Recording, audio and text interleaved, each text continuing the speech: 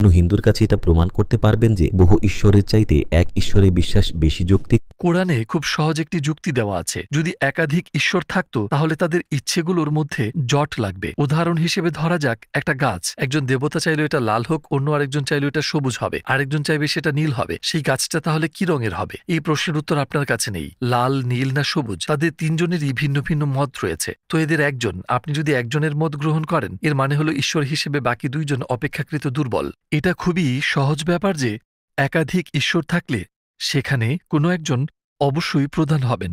এটা বলতে পারেন না যে সে প্রথম হয়েছে বা এই ব্যক্তিও প্রথম হয়েছে। না, কেবল একজনই প্রথম হতে পারেন, তারপর দ্বিতীয় স্থান, তৃতীয় স্থান, চতুর্থ স্থান। তো আপনি যদি বলেন যে নির্ভরশীলতার শেকলের পর অবস্থান করেন এক প্রকৃত সত্তা, প্রকৃত অদ্বিতীয় এক সত্তা, তিনি একক।